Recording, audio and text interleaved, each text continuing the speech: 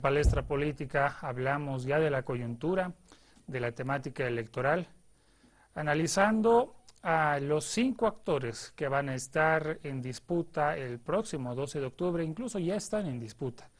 Están hablando de campaña, de planes de gobierno, están hablando de visiones de país y de propuestas. Esta noche vamos a comenzar con este nuevo ciclo. Ustedes recordarán que ya lo habíamos hecho con el paso de la memoria histórica, gobierno tras gobierno analizado en Palestra Política desde el retorno de la democracia.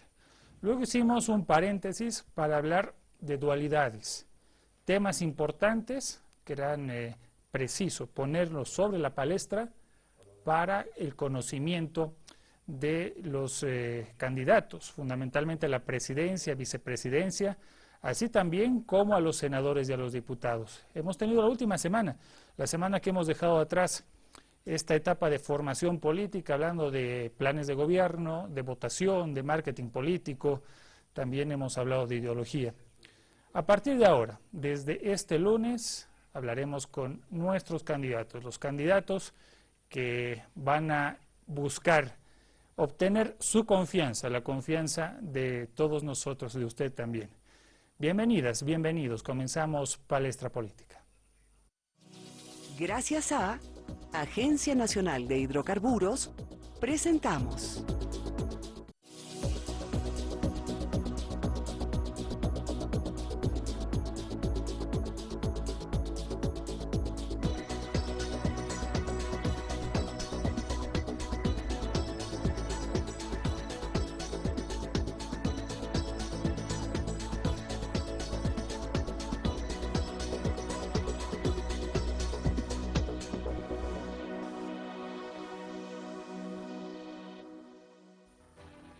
Bienvenidos, buenas noches, bienvenidas, buenas noches, nuevamente nuestro saludo. No se olvide que salimos a nivel nacional gracias a la señal satelital de Entel en esta ruta, este camino a las elecciones, gracias también a nuestro canal aliado Colonial TV en la ciudad de Potosí. Les presentamos el tema de esta noche, qué es lo que vamos a estar tratando, con quiénes, nuestros protagonistas, esto a continuación.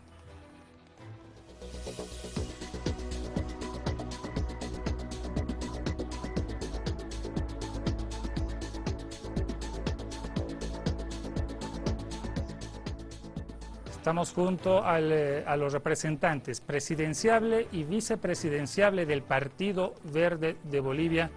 Empezamos con las damas primero. Doña Margot, buenas noches. Gracias por asistir, Gabriel, a esta invitación. Don Fernando Vargas, buenas noches. Bienvenidos a ambos. Antes de comenzar con este rol de preguntas, con esta hora de entrevista, fijemos los lineamientos de este encuentro que tenemos con los candidatos presidenciables del Partido Verde. Hemos metido cadena ahí a las máquinas. Es nuestro territorio, ¿por qué ustedes entraron sin permiso? ¿Dónde está el título? No hay consulta, ustedes no. A mí no me interesa si es Petrobras. Mira, lo hemos parado.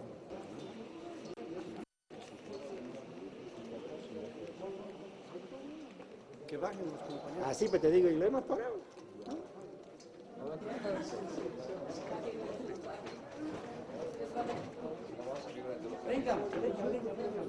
Ahí están las imágenes de los candidatos del Partido Verde. Lo que tenemos que fijar claro en esta entrevista es que los hemos citado a los candidatos para que hablen del plan de gobierno. Va a ser en un marco de un coloquio, esto no es un debate, pero sí vamos a pinchar con lo que sea necesario para absolver nuestras dudas. Y también el centro de atención no va a ser otros candidatos ni otro candidato, sino principalmente ellos. Ellos toman nuestra palestra hoy día. Buenas noches nuevamente, bienvenidos. Empezaremos por la dama, doña Margot, para hablar de lo que significa su postulación a la vicepresidencia. ¿Quién es Margot Soria? Bueno, Margot Soria es docente universitaria hace 36 años, docente emérito de la Facultad de Ciencias Sociales. Mi trayectoria política empieza en la lucha contra la dictadura de Banzer, donde yo pierdo 2 hijos en esa lucha. Como siempre he dicho, yo no he pedido indemnización nunca al Estado, porque mi lucha es por un compromiso por ¿En el qué país. circunstancias sucede eso, doña Margot? En la dictadura avancerista, cuando soy perseguida y tengo que vivir en clandestinidad o escapar, trasladarme de una ciudad a otra para que el DOP no pudiera tomarme presa, ¿no? ¿Sus hijos qué edad tenían? No, mi hijo no, sino que eran en gestación. Ya, en O sea, gestación. en gestación. O sea, Eso es bueno aclarar. yo tengo Bien. un embarazo Ya. en clandestinidad, pero tengo un embarazo muy duro, porque yo vivo todo mi periodo de embarazo escondida en una iglesia, porque me perseguía la dictadura, y mi único alimento era arroz con huevo durante los 9 meses, y nace mi niño y se muere, porque no he tenido condiciones normales de embarazo. ¿Esto fue en La Paz? Sí, en La Paz. Yo estuve oculta en la iglesia de Vinotinto con los padres oblatos. Y el segundo embarazo, de un tiempo después, la dictadura me seguía persiguiendo y mi esposo decide llevarme a esconder a Potosí, y al trasladarme y se planta la flota y el DOP era muy posible que me pudiera tomar presa, y me subo a un carro arenero y llego a Potosí y aborto mi segundo hijo. ¿Qué sentimientos pasan por su cabeza cuando recuerda esas escenas de su vida? Son muy duros. Tal vez ahora por la campaña, repetir tantas veces, uno va como asimilando y volviéndose un poco más dura ante esa realidad, pero son sentimientos de dolor personalmente, de entender lo injustos que son los sistemas, cómo uno tiene que pelear y jugarse la vida minuto a minuto por construir país, por un principio y convicción. Su vocación política nace antes, sin embargo.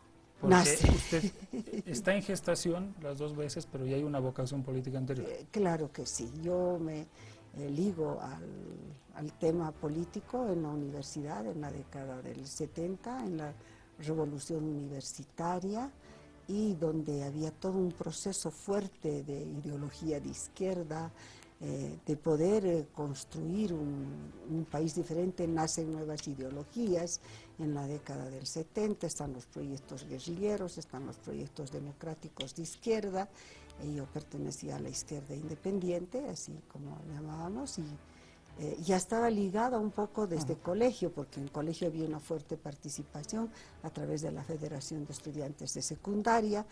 Es algo así muy natural. Que vengo también de una familia que tiene vena política, ¿no? He tenido en la familia de mi madre algún ministro por ahí, he tenido además un tío abuelo que fue muerto por ser pirista.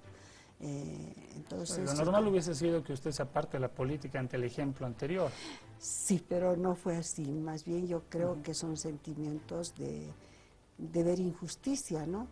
De tener tíos perseguidos, o los relatos de mi madre, que era enfermera de la asistencia pública y que ella vivió lo que se llamó el control político del MNR.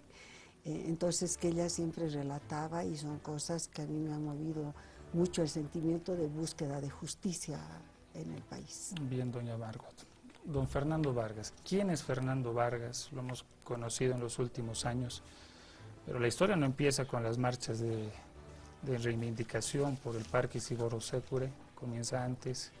Esa actividad, ¿en qué consiste, don Fernando? ¿Desde cuándo? Don Fernando Vargas es hijo de un agricultor, ¿no? Y de una ama de casa, de Luis Vargas Becerra y de Alejandrina Mosuaviri, que en paz descanse ambos, ¿no? Nace en la comunidad de Paraíso del Tipnis, ¿no? Antes de que sea Tipnis, ¿no? Porque el Tipnis aparece recién en 1990, ¿no? El parque se crea en 1965. ¿Cómo fue su infancia? Yo, desde que empecé a aprender a trabajar, siempre trabajé con mis padres en la agricultura, en la ganadería. Me gusta mucho la ganadería, no lo puedo negar, ¿no? Me he criado entre la ganadería, y eso hace de que siempre ame a la naturaleza, ¿no? He estudiado en la comunidad de Bundonovia, ¿no? Hasta el 4º medio. ¿Desde dónde nació? ¿Hasta qué edad nació, vivió donde nació? Más o menos hasta los 12 años, ¿no? Ya. Los De ahí 13 a años. Bundonovia, ¿cuántos kilómetros está? ¿Cuántas horas, mejor dicho? De ahí son 4 horas. Pero yo empecé a estudiar como a los 7 años, ¿no? Ujú. Iba y me dejaba a mi padre ahí, y él se volvía a la comunidad, entonces siempre paraba solo, ¿no? Y ahí me empecé a enfrentar la vida solo, ¿no? Estudiando. Ahora cuéntenos, si hemos leído bien, usted tiene estudios en Derecho. Sí, ¿Dónde estudió Derecho? en Trinidad, Ujú. ¿no? A través de la Confederación de Pueblos Indígenas de Bolivia y la Central de Pueblos Indígenas de Bolivia. Hice un curso de Derecho acelerado, ¿no? De 6 meses con catedrático de la Gabriel René Moreno, ¿no? He hecho también cursos en planificación, he hecho cursos en resolución de conflictos, he hecho cursos en saneamiento y el manejo forestal, también he hecho cursos en resolución de conflictos, pero últimamente hice un diplomado en Derechos Indígenas y recursos hidrocarburíferos en Quito, Usted es Ecuador. abogado, porque para entrar a diplomados hace falta, a veces piden este requisito de culminar los estudios superiores, ¿no es cierto? No, No. no soy abogado, ¿no? Pero con toda mi formación me presenté y consulté si podía participar y me dijeron que con esa formación sí podía hacerlo. No tengo el título así de diplomado, pero sí tengo un reconocimiento, ¿no? De la Flaxo. Bien. Doña Margot Soria, ¿cómo es doña Margot Soria en la casa? Hay una diferencia entre la mujer pública, que ya tiene connotaciones públicas, con la ama de casa, la madre, la esposa, la hija. Yo diría que a veces llevo al extremo mi vida política, pero sobre todo yo diría que entre la política, la madre y la esposa hay una persona de principios y sobre todo de principios democráticos. Yo soy muy respetuosa de la vida y las decisiones en mi familia. No soy persona que imponga, puedo opinar, poner mi criterio, pero jamás imponer. ¿Ha habido algún caso en que usted se vea en la encrucijada de intervenir familiarmente en algún momento? Decir esto se hace de esta manera. No, porque en mi familia más bien hay bastante diálogo. Y tal vez eso es por la formación recibida, sobre todo de mi madre, una madre muy sabia, una madre que era más consejera que autoritaria, y una madre que supo dar mucho amor. Entonces, para nosotros no existe esa imposición. La misma pregunta para don Fernando Vargas. ¿Cómo es don Fernando Vargas en la vida familiar?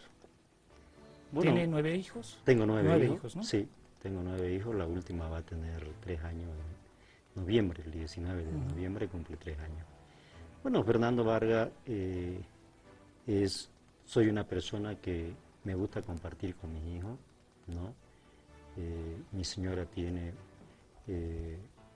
una posición ruda, sin embargo... ¿Qué significa posición ruda? o sea, seria, dura, ¿no? En las cosas. ¿Hasta con usted? Hasta No. conmigo, Así, ¿no? marcante. Sí, pero en Matriarcado, no patriarcado. en términos de decisiones, lo analizamos entre todos, incluso hasta con mi hijo, Ujú. y siempre sacamos conclusiones en beneficio de ambos, ¿no? De toda la, ¿Cuánto tiempo de toda- casados? No soy casado, Ya. tengo Juntos. 26 años. juntos, ¿no? 26 años. Sí, ¿no? Y eso, sinceramente, yo valoro de mi mujer, ¿no? Ujú. Primero porque siempre nos entendemos, ¿no? Nos entendemos, analizamos, discutimos las cosas, y ahora que mis hijos son jóvenes, siempre son parte del análisis, de la toma de ¿El decisiones. mayor, la mayor qué edad tiene? 26 años. 26 años. Doña Margot Soria, ¿en qué cree usted? En la vida. ¿Cuáles son los valores, los lineamientos en los que deposita su confianza y su esperanza? Mi esperanza en la lealtad, en la amistad. Creo mucho en que el futuro siempre es posible construirlo, y eso me enseñó sobre todo el hecho de que después de haber perdido 2 hijos, yo creo que me traumaticé y no me embarazaba. y un día sí tuve mi hija, que fue el regalo de mi vida. Entonces yo creo que la vida siempre a uno le da muchas oportunidades, y muchas oportunidades para hacer el bien y para construir, y hay que tomarlo así. O sea, yo soy una persona, me califico como una persona positiva. ¿Tienes religión? ¿Profesa Sí, alguna religión? sí, profeso la religión católica, pero no, digamos, desde el punto de vista de los ritos, de eso, sino yo creo profundamente en Dios, creo en la energía positiva que viene de ese sentimiento religioso, porque como digo siempre, desde la dictadura inclusive empecé a calificarme muy marxista y de pensamiento muy marxista. ¿También es marxista usted? Sí, claro. Ya. En los momentos más difíciles de la vida y cuando uno se siente en peligro, lo único que sabe invocar y muy fuertemente es a Dios, ¿no? A una fuerza que busca una esperanza. Para ir cerrando este bloque, don Fernando Vargas, ¿en qué cree don Fernando Vargas? ¿Cuáles Yo creo- son los ejes de su vida y de sus decisiones fundamentalmente? Yo creo en Dios y siempre me invoco a Dios para toda decisión, ¿no? Está primero por encima Dios. Y a partir de ahí creo siempre en que hay una solución siempre en la vida para todos los problemas. Creo en el diálogo, creo en la confianza, creo en el respeto de la otra persona y creo sobre todo en ese amar de ser humano que deben ser los principios fundamentales los que nos tienen que llevar a una armonía. ¿Tiene algún aspecto negativo, Fernando Vargas? Sí, a veces considero negativo, a veces de que tomo decisiones radicales cuando veo que nadie se anima a tomar las decisiones, ¿no? Las tomo porque considero que hay que romper en un momento el hielo, siempre pensando en el bien común. ¿Usted tiene una cara negativa, doña Margot? Yo, sí, todos tenemos, ¿no? El hecho de ser a veces demasiado exigente para algunos aspectos y ser rígida en el cumplimiento de algunas normas.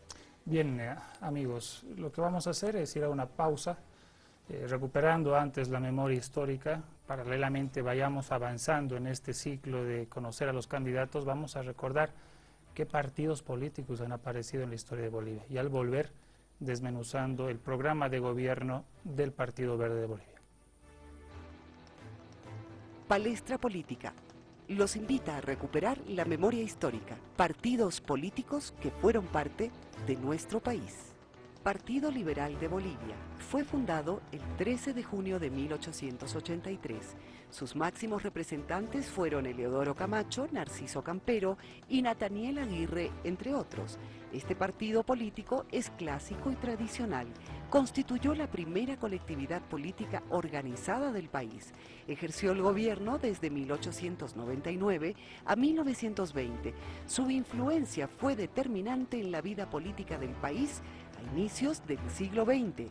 El Partido Liberal de Bolivia se declaró enemigo de todo intervencionismo del Estado en la economía y en sus estatutos se autodefine como propulsor sincero de la iniciativa privada.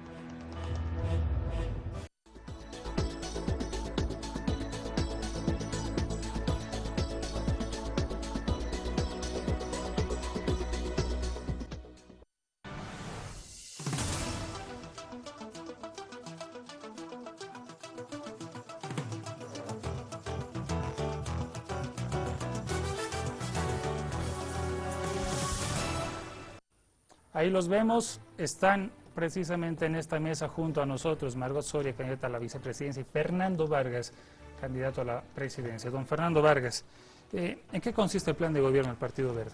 Primero los ejes. Está establecido en 4 ejes tan importantes que nos permite para nosotros una reconstrucción del país. No podemos ofrecer más porque lo demás es demagogia, ¿no? Primero es la recomposición de la democracia, segundo es el tema de la recomposición de la conducta del ser humano con la naturaleza, tercero, una economía comunitaria, social, y la cuarta es la educación y la salud para la vida. Bien, 4 puntos específicos. Doña Margot, referente al primer punto, nos llama la atención En el tema de construcción democrática están hablando del defensor del pueblo. ¿Qué han observado en el defensor del pueblo? Página 4 del plan de gobierno. Sí. Bueno, el defensor del pueblo es un avance y un mecanismo de interlocución que existe en lo que es el Estado hoy día plurinacional, ¿no? Debería ser una interlocución y un canal de lo que es la interlocución entre el Estado y lo que es la sociedad civil, ¿no? Pero que a veces viene a ser una figura medio decorativa en el sentido de que no se toman en cuenta sus criterios con el peso, al ser un interlocutor con el peso que debería Don Fernando ser. Vargas, ¿es decorativo el defensor del pueblo como institución o quien ejerce el rol de defensor del pueblo? Creo que hay que entender el aspecto de la institucionalidad. Lamentablemente, en la actualidad no se respeta a nadie, de ninguna institucionalidad. Y ahí el defensor del pueblo justamente aparece como el que cuando exige cumplimiento de la ley resulta que es de la derecha. Entonces el defensor del pueblo debe ser esa persona, ¿no?, el que realmente defienda los derechos del pueblo boliviano y que en la actualidad no se está tomando en cuenta los principios y criterios que define el defensor del ¿Usted pueblo. cuestiona el actual modelo de defensoría del pueblo o al defensor del pueblo? No, cuestiono la política del gobierno para respetar a las instituciones y en este caso la Defensoría del Pueblo. A ver, dice en el plan de gobierno, se garantizará la ampliación, fortalecimiento, cobertura nacional y el mejor funcionamiento del defensor del pueblo, que fortalecerá las instancias de quejas ciudadanas. Sí. ¿Esto lo hace el gobierno? No Si lo ustedes hace. son gobierno, Si si ustedes son gobierno, ¿lo harían? Sí, claro que sí. Por eso le digo, si nosotros tomamos al defensor del pueblo como un mecanismo de intermediación entre el Estado y la sociedad civil, tenemos que fortalecer esa institución. ¿Como gobierno? Como gobierno. Tenemos que fortalecer y escuchar la palabra del defensor del pueblo. Pero hoy día, como decía Fernando, si el defensor del pueblo hace ese su papel de interlocución, entonces le dicen, lo critican y le dicen que ya es de derecha o que está alineado a la oposición y está en contra del gobierno. Leo la Constitución Política del Estado, artículo 218. Si ustedes son gobierno, corregirían el funcionamiento del defensor del pueblo. Sí. Eso quiero que quede claro. Sí. Numeral 3. La Defensoría del Pueblo es una institución con autonomía funcional, financiera y administrativa. Aquí plantean cobertura nacional, mejor funcionamiento. Sus funciones se regirán bajo sus principios de gratuidad, accesibilidad. En el ejercicio de sus funciones no recibe instrucciones de órganos del Estado. Si ustedes son gobierno, no podrían cambiar el funcionamiento del defensor del pueblo. Dice aquí.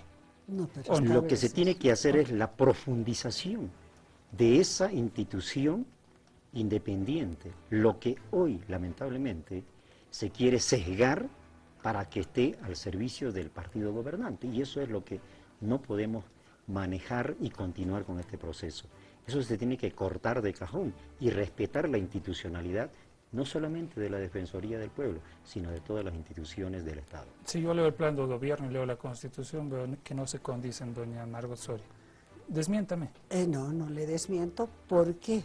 ¿Por qué no le desmiento en ese sentido? En el sentido de que realmente hoy día, o sea, la Constitución dice que hay una institución libre. El Estado lo que debería hacer es proporcionar todas las condiciones para que esa institución, recuperando la institucionalidad del Estado, debería ser lo que dice autónomamente. Por eso nosotros pensamos que hay que darles autonomía. Más bien lo que diríamos, no se condice, sino habría que hacer que se cumpla la Constitución en su verdadera Si el dimensión. defensor del pueblo no acepta instrucciones de otro poder, no debe, ¿qué harían tampoco. ustedes?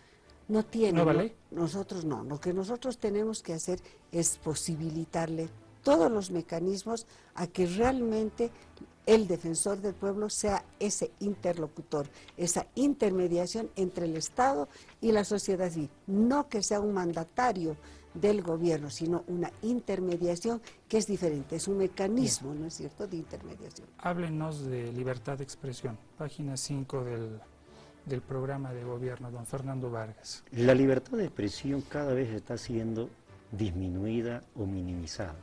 En su amplio contexto, lo que dice la Constitución, que todos los bolivianos tenemos libertad de expresión y que nos garantiza la Constitución, así como la libertad de prensa. Lamentablemente ahora, el que hace notar las fallas del gobierno es de la derecha, o es perseguido, o es minimizado a su mínima expresión con un montón de chantajes, por lo que vemos todos los días.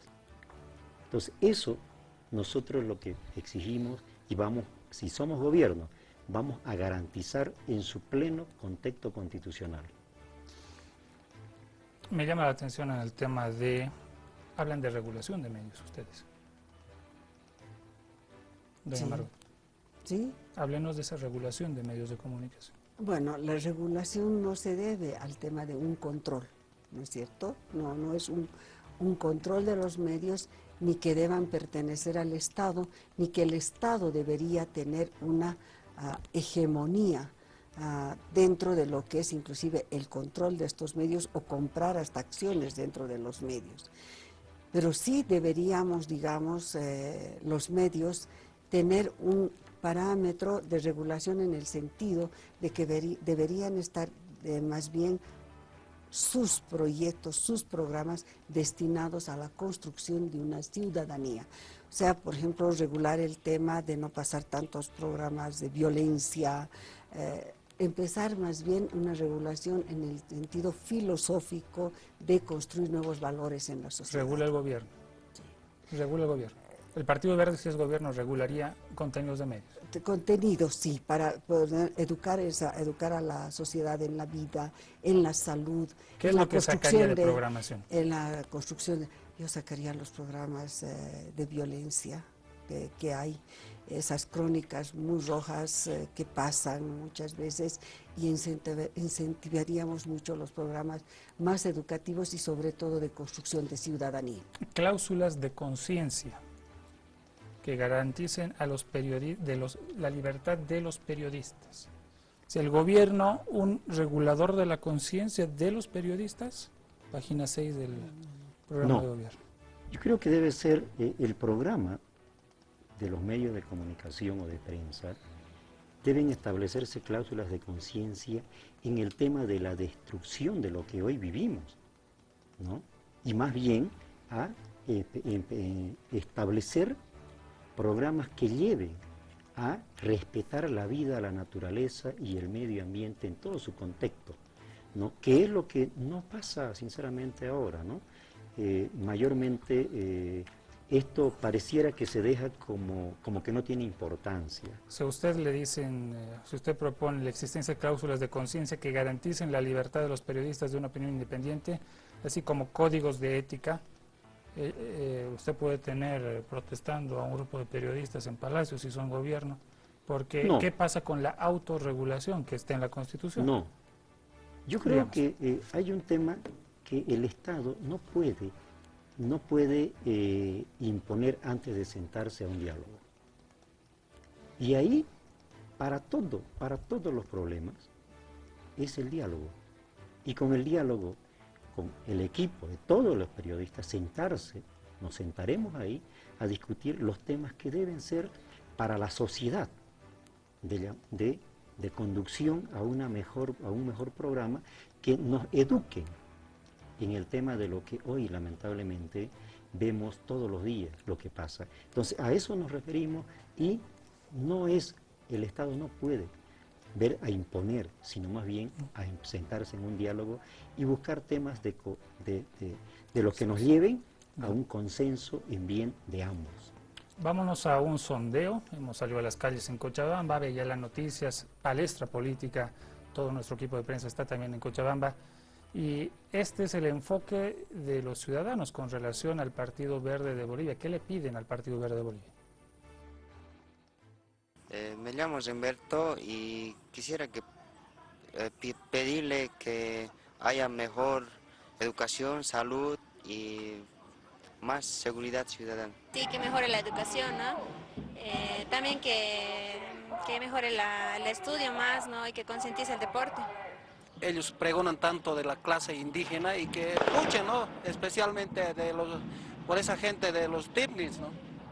Que se unifiquen las personas para restablecer, para reivindicar al maltrato que ha hecho el actual gobierno con la gente del TIGNIS, principalmente.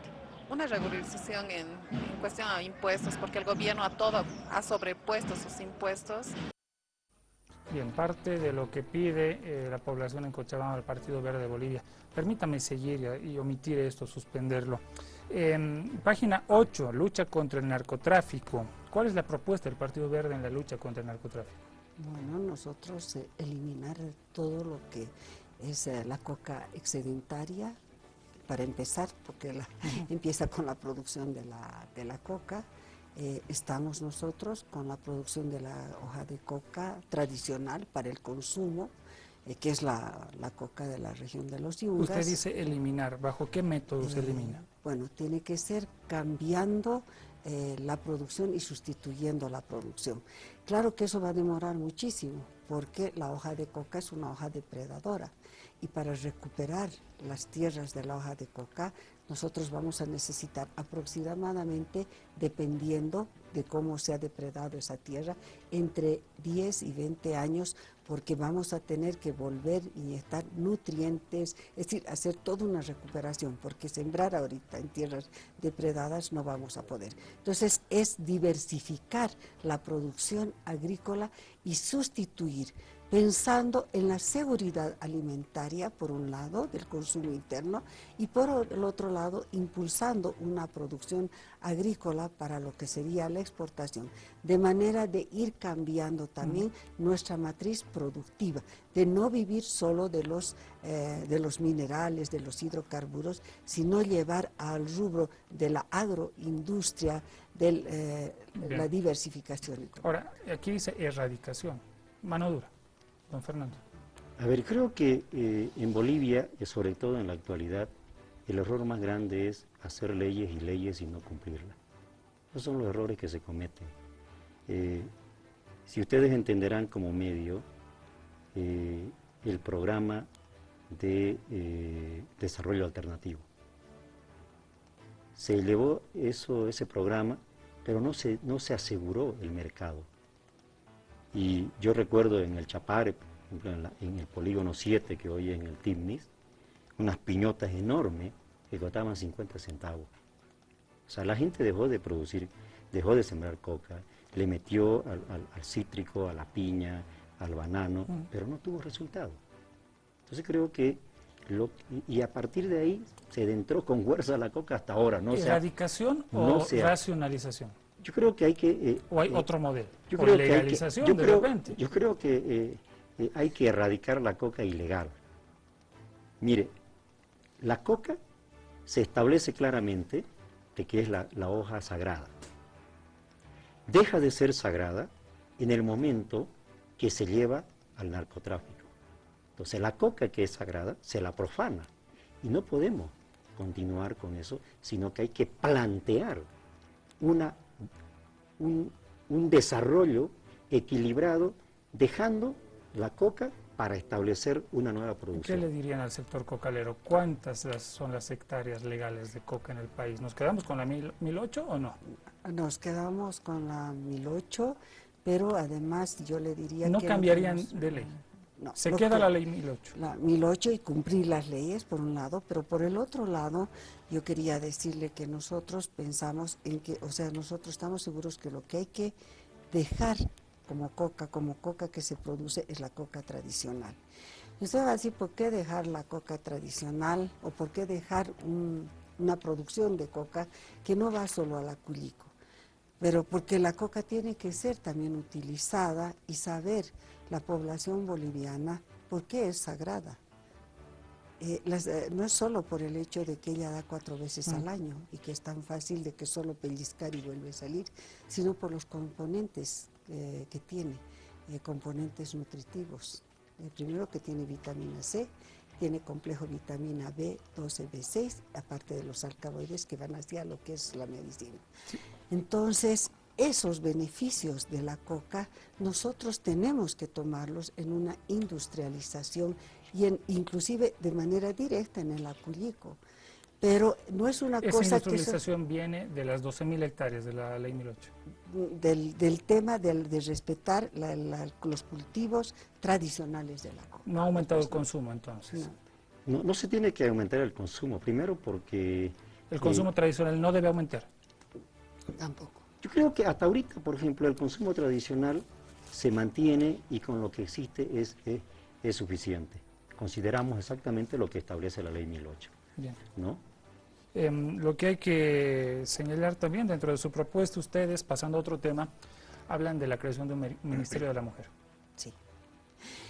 Bueno, nosotros creemos que es importante, ante toda la problemática de la mujer, entre todos los problemas de feminicidio, la injusticia laboral que todavía vive la mujer, el hecho de estar sujeta como mujer a estrategias de sobrevivencia y no tener visible, a no ser en los últimos tiempos, el problema de estar visibilizando el problema y a causa inclusive de que haya sido muerta una periodista, porque si no quedaban en el anonimato las muertes casi cotidianas en el Alto, de aparecer jóvenes en los barrancos, botadas sin identificación y que a veces nadie siquiera ni reclama porque piensan que se escapó la joven o no dan ni parte porque realmente hay una impotencia ya social respecto al problema. Entonces nosotros necesitamos establecer un Ministerio de la Mujer, pero no como una simple burocracia, sino que... ¿Qué haría el Ministerio de la Mujer? El Ministerio de la Mujer primero que tiene que levantar estadísticas y un diagnóstico en 3 ejes fundamentales, ¿no es cierto? El eje de la violencia, el eje del tema laboral de la mujer y el tema de la capacitación de la mujer. Pero no una capacitación de instrumentalización, sino una capacitación inclusive sobre derechos de asumir su ciudadanía. Porque también gran parte del problema está en que las mujeres, por esa cultura patriarcal y machista que ha habido, aún cuesta a las mujeres romper esa subordinación hacia el hombre y realmente asumir los derechos. Parte del problema del feminicidio, del matriarcado, va a partir por estas políticas y además encontrar los mecanismos y porque la mujer asuma sus derechos, realmente entienda que tiene derechos iguales y equitativos que los hombres. Indirectamente estamos tocando el tema de la seguridad. El plan de gobierno dice que la seguridad ciudadana va a reposar en los alcaldes. ¿Por qué los alcaldes? Quiero aumentar lo que el tema de la violencia contra la mujer. Los patrones, hay que también ver los patrones de las cuales llevan eso. Tenemos una educación que ha perdido su evaluación, se ha devaluado la educación, que no se enseñan los valores, la moral, el respeto, ¿no? Cada vez está perdiendo esa esencia. Segundo, es la falta de trabajo o empleo en el país. Tercero, es el aumento excesivo del narcotráfico y el alcoholismo, que llevan a una situación crítica. Para nosotros, para el partido, esos son los patrones, que pueden haber otros, ¿no? Pero puedo citar estos 4 elementos, ¿no?, que llevan a una situación crítica. Y son problemas estructurales de fondo, ¿no? Como decía Margot, el tema del Ministerio de la Mujer no puede resolver todo, ¿no? Sin embargo, se deben definir políticas de Estado para resolver un tema tan profundo que es el tema de la violencia contra la mujer. Y si hay una ley, pues se tiene que aplicar la ley. Y si la ley es blanda, hay que aplicar una ley más dura. Porque creo que, vuelvo a reiterar, ¿dónde caen las debilidades de un Estado? Cuando se aprueban leyes y no se la cumple. Esos son los elementos. El tema de seguridad ciudadana, ¿no? Para introducírselo leo, ¿no? Ustedes son, pero también extendemos esta lectura a nuestros televidentes. Se promoverá un sistema de seguridad ciudadana en la totalidad del territorio, presidido por los alcaldes. Puntos suspensivos, en trabajo conjunto con la policía y las Fuerzas Armadas. ¿Qué va a pasar? ¿La policía manda, el alcalde manda a la policía y a las Fuerzas Armadas? No. ¿Qué pasa con el mando único? Porque eso es lo que entiendo. No.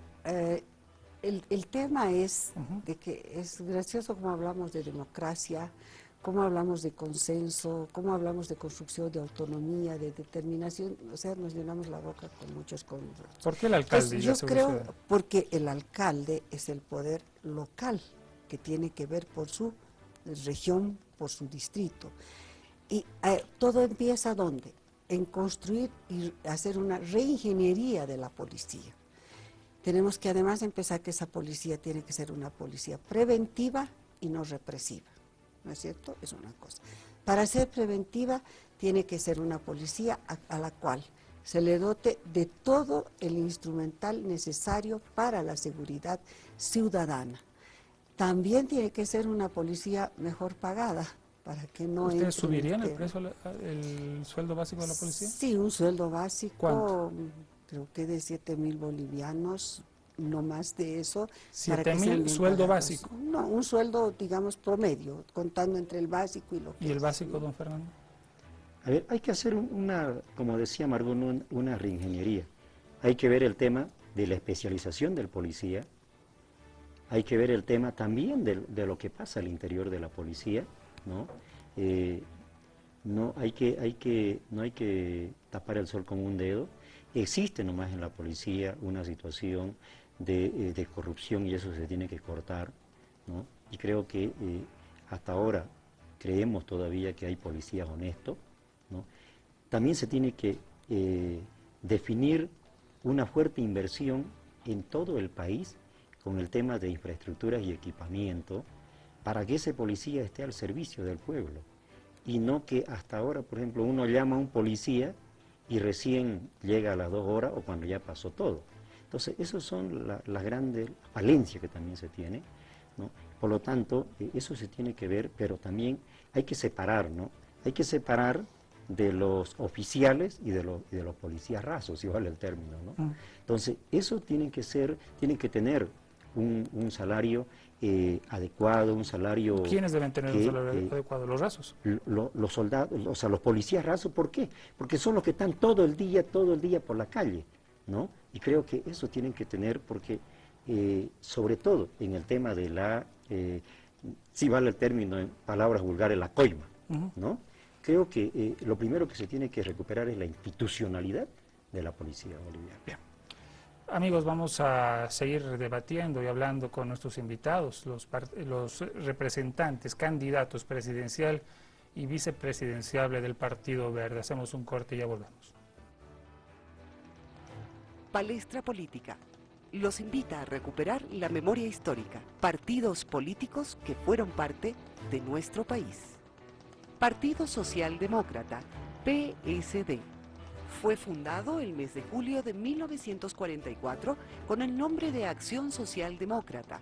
Sus fundadores fueron Gastón Ardúceguía, Javier Caballero Tamayo, Gustavo Medeiros Querejazu, entre otros. Este partido, en su inicio, se creó como un grupo intelectual. Su tendencia fue de inicio socialista moderada, en la línea liberal. Aceptó la doctrina de la democracia cristiana y la función social de la propiedad. La vida política del Partido Socialdemócrata llegó hasta el año 1985. Se inscribió para la contienda electoral dividido en dos frentes. Al momento, ha dejado de existir.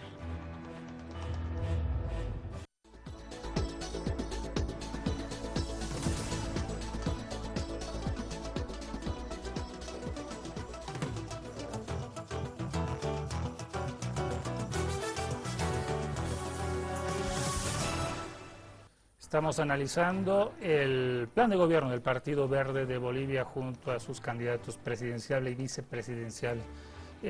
Hay una vocación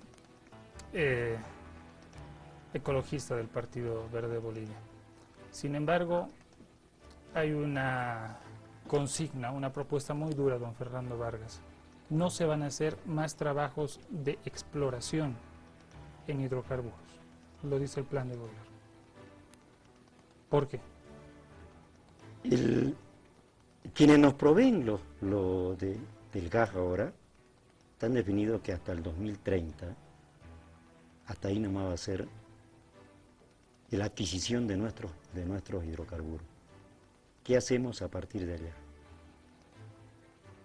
Y de ahí es que definimos nosotros una política de gestión social ambiental del Estado, cuando decimos la recomposición del hombre con la naturaleza. Consideramos nosotros tan importante de empezar a industrializar nuestros productos que tenemos, nuestros hidrocarburos. Y ¿Se industrializa qué? Hidrocarburos. hidrocarburos, ¿no? Plantas separadas de líquidos, Todo, ese estilo. todo, Ya. ¿no? Porque en los hidrocarburos nos salen más de 5.000 productos, que es lo que salen de los hidrocarburos. Pero ¿de qué serviría si es que ya no vamos a hacer más? Evitar que se exploren nuevos pozos y nuevas minas. Sí. Pero eso es lo que tenemos que empezar a industrializar lo que tenemos ahora para darle también una otra forma de utilizar los otros recursos que tenemos. Pues no podemos seguir viviendo de hidrocarburos y de minería únicamente. En un momento se van a acabar y ¿qué vamos a hacer como país? Ese es un tema de fondo que para nosotros como Partido Verde nos preocupa bastante. Pero es lo que sostiene la economía nacional, el 50%. Mal que bien, o si ustedes lo quieren. Sí. Pues, ¿Por qué si la tendencia es explorar más pozos, el Partido Verde dice no vamos a explorar? Porque nosotros, cuando habla Fernando y explica lo que deberíamos industrializar dentro de los recursos no renovables, estaríamos hablando de una política a corto plazo. Pero en el mediano y largo plazo, nosotros lo que tenemos que hacer es empezar a recuperar y reproducir los recursos renovables. Entonces nosotros tendríamos que entrar en una nueva matriz productiva, no solo vivir de los hidrocarburos y de los minerales. ¿Qué matriz productiva es esa? La matriz productiva viene a partir, por ejemplo, de la explotación y de la reforestación. Empezamos a reforestar y podemos ser inclusive un país maderero tranquilamente. Hoy día, con la deforestación que ha habido, se han llevado todas las maderas nobles, por ejemplo, pero podríamos nosotros volver a producir madera mara que hoy día ha desaparecido en el país y volvernos un país productor de diversificación agrícola y forestal. Hay un tema aquí, ¿qué haríamos con el combustible? Es decir, ¿vamos a importar gasolina? ¿Vamos a importar gas? A ver, lo primero que tenemos que hacer, tenemos que cambiar la matriz energética. Tenemos que ¿A qué? No es gas ni minería, ¿no? Tenemos que hablar de la energía solar, tenemos que hablar de la energía eólica, tenemos que hablar de la energía de biomasa y de las energías hidráulicas. ¿Energía nuclear? No. ¿No? No. ¿Negativo? Negativo. Nosotros estamos, inclusive, esa no es solo una política de los verdes bolivianos, sino es una política mundial, que nosotros estamos opuestos a la energía nuclear. Atraer inversión con ganancias justas. Página 23 del plan de gobierno. A Doria Medina se lo ha criticado por proponer el 50-50. ¿Qué significa atraer inversión con ganancias justas? ¿De qué se está hablando? Tenemos que convertir a Bolivia en un país productor y no en un país consumidor ni exportador de materia prima. Cuando hablamos de eso, el Estado tiene una alta responsabilidad de generar y brindar toda una política económica para los pequeños y medianos productores, tanto a nivel rural y a nivel urbano. ¿Qué inversión se va a traer, doña Margot? Bueno, con usted, sí. don Fernando. Nosotros tenemos que traer inversiones, sobre todo que puedan hacernos transferencia de tecnología, primero, que podamos volvernos un país productor en base, por ejemplo, ya le decía, a ver, todo lo que es forestación, todo lo que es de la vegetación, que es recursos renovables para la industria manufacturera. O sea, tenemos que retomar aquello que en un tiempo se estuvo impulsando en el país y que hoy día desapareció, ¿no es cierto? Tenemos que impulsar lo que es la industria nacional. Importación de tecnología. Sí. ¿Y cuánto de ganancia se le da al inversor? ¿El 50? No.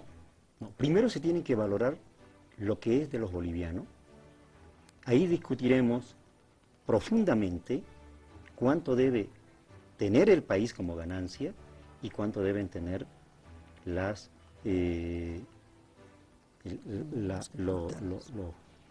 los economistas internacionales. No puedo yo decirle, no tiene una cifra. No tenemos una cifra, sería irresponsable si definimos una cifra, porque lo primero que valoramos es los recursos de los bolivianos, que debe ser para los bolivianos, y también se tiene que valorar la ganancia de los que puedan tener, pero primero es los bolivianos. ¿Estas ganancias justas para los inversores se aplica al plano de hidrocarburos?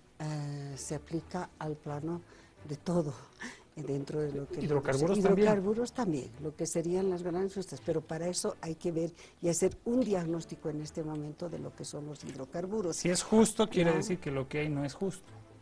Tendrían que subir los inversionistas. No sabemos todavía por qué, yo le voy a decir. Tendríamos que pedir, y si algo le pidiéramos al gobierno, es que ponga los contratos en mesa, porque no sabemos en este momento realmente cuál es la ganancia del Estado boliviano.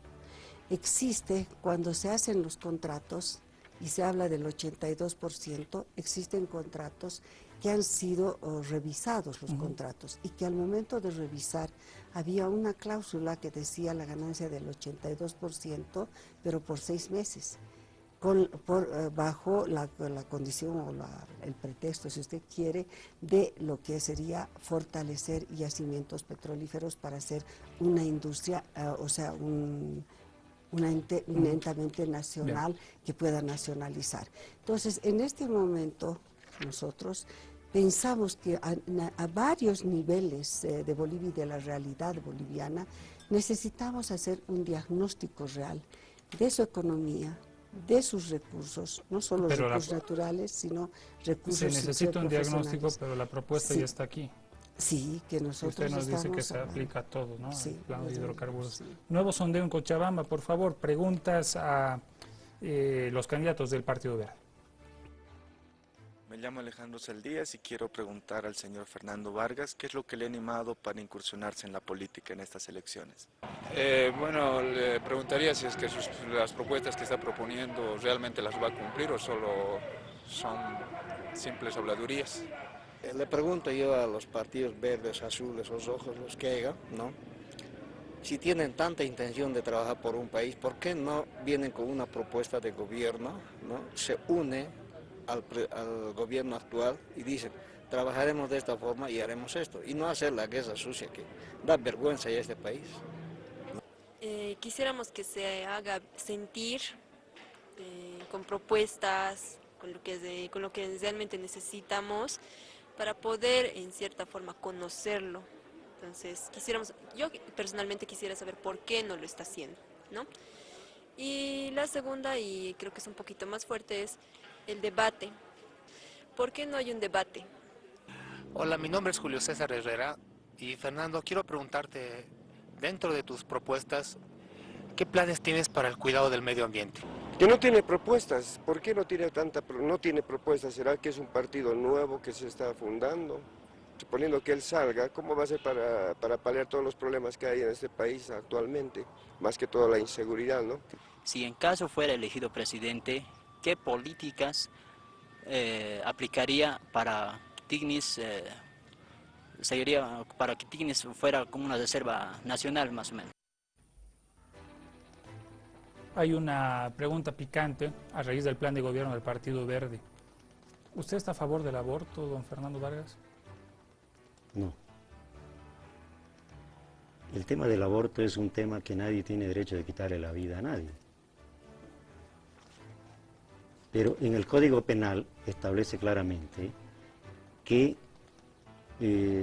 solo se hace cuando es para salvar el bien mayor, en este caso a la madre. Eso dice el Código Penal, ¿no? Sin embargo, creo que un aborto por hacerlo, creo que merece más que esté a favor, creo que debe plantearse una consulta ciudadana. Página 10 de la propuesta del Partido Verde, con el fin de garantizar el ejercicio de los derechos sexuales y reproductivos para que las mujeres decidan sobre sus cuerpos y cuenten con condiciones para ejercer su independencia en el plano de la libertad, la responsabilidad el placer y las relaciones igualitarias. Suena proabortista esto, pero don Fernando me dice que no. Sí. Bueno, primero vamos a empezar de que el Partido Verde defiende la vida, defiende todas las formas de vida, la vida humana. Desde ese punto de vista, el aborto irresponsable, ¿no es cierto?, nosotros no estamos de acuerdo. Pero sí hay un tema, a veces producto de una violación, que no se le puede obligar a tener a la mujer, a un bebé que es producto de una violación y que a veces es violada por 10 hombres y no sabe ni cómo es, y además ha traído traumas a la mujer. Eso llamaríamos un aborto terapéutico, o como dice Fernando, cuando hay que preservar, ¿no es cierto?, la vida mayor. Imagínense una madre que tenga 4 hijos y se le diga no vas a hacer aborto, y ese aborto implique que ella tenga que dejar huérfanos a 4 hijos. Entonces, realmente no tiene que tomarse el aborto como una cosa de negro o blanco, porque esa es la mentalidad más neoliberal, o blanco o negro, que te ponen y te antagonizan y no ven la integralidad de lo que es la vida, ¿no? Entonces, esa es una de las cosas. Y la otra cosa, yo creo que el tema está en la educación. Fundamentalmente hay que hacer una cruzada educativa respecto al tema de los derechos sexuales y reproductivos. Por ahí tenemos que empezar, o sea, tenemos que empezar a educar a la ciudadanía a que realmente el cuerpo es algo tan preciado que tiene derecho realmente a tener un placer, tanto la mujer como el hombre, pero que no puede ser irresponsable y sujeto a no tomar ciertas precauciones que tienen que ser producto ya de una educación. Gracias, doña Margot. Para terminar, son muchos temas, son 34 páginas que las hemos leído, las hemos analizado. Propuesta de salud, don Fernando Vargas. ¿Cuál es la propuesta y cómo lograrlo? Hablan de un seguro universal de salud, el PDC habla de seguro universal de salud, UD habla de seguro universal, para enfermedades graves. ¿En qué consiste la propuesta del Partido Verde? ¿Por qué es diferente? El tema de seguro universal de salud, si se tienen los recursos económicos, ¿por qué no darle el seguro a todos los ciudadanos? Y es lo que planteamos nosotros como partido, de garantizar la vida del ser humano desde que nace hasta que muere. Es un tema tan importante que es lo fundamental para cada ciudadano en este país. Lo segundo es un tema que no solamente, ahora mayormente la salud es un tema, vamos a decir, la quinta rueda del carro en todo gobierno. Y aquí es donde planteamos nosotros una fuerte inversión. Hemos visto que hay un 5% de... ¿Cuánto de inversión sería? Del porcentaje que se tiene dentro de las políticas de Estado en la actualidad. Tenemos que mirar primero cuánto es los ingresos de los recursos hidrocarburíferos para el país, cuántos son los otros ingresos por recursos propios o impuestos, ¿no?, que tienen que llevar a un plano de primer nivel el tema de la salud, que deben invertirse en todo el país en infraestructuras y equipamientos y especialización de los profesionales que tienen que atender a la población. Ese es un tema para nosotros tan importante. Bien, vamos concluyendo con esta entrevista. Han quedado cosas pendientes, ¿no? El tema de política exterior, nacionalización, industrialización. Queríamos preguntarle qué pasó con el movimiento del TIPNIS, ¿no? ¿Dónde están los líderes? Después de ese éxito en las movilizaciones se vio una especie de dispersión. Rafael Quispe en UD, Adolfo Chávez está en otro lado, don Fernando Vargas tiene una opción política ahora. Sin embargo, ahora lo que nos corresponde, fieles a lo que hemos venido mostrándoles, amigos, en un minuto. Estamos en el reloj del sur. Doña Margot Soria, con esta cámara, por favor, su mensaje, 60 segundos, y por qué los bolivianos deberían votar por el Partido Verde. Los bolivianos deberían votar por el Partido Verde porque hay un principio que nos diferencia de todos, sobre todo aquel que dice devolverle la ética a la política. De verdad que nosotros no queremos hacer demagogia, contestándole al joven que hacía la pregunta, no queremos hacer problemas falsas. y promesas falsas, y además decirles que nosotros nos consideramos un partido servicio, no un partido que queremos servirnos del pueblo. Estamos dispuestos a trabajar porque solo con trabajo, con sinceridad y con entrega vamos a poder construir políticas de Estado que puedan beneficiar a los ciudadanos bolivianos. Muy bien, muchas gracias. Don Fernando Vargas, al mismo tiempo usted cierra siendo candidato presidenciable. Tiene 60 segundos. La población tiene que votar por el Partido Verde justamente porque transformaremos la democracia, elegiremos en cada departamento a los administradores de justicia, vamos a romper con el eje centralismo, construiremos una nueva forma de relación del ser humano con la naturaleza que se ha dañado tanto y eso vamos a reconstruirlo y definiremos una economía inclusiva para todos los bolivianos y una educación y salud para la vida donde la educación y la salud sean lo fundamental para el país.